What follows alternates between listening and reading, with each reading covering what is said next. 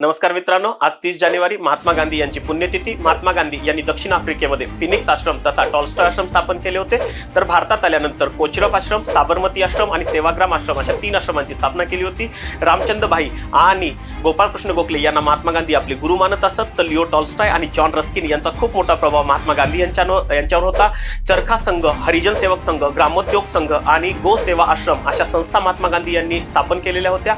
Indian opinion, young India, नवजीवन आणि हरिजन अशा 4 वृत्तपत्रांची स्थापना सुद्धा त्यांनी केली होती।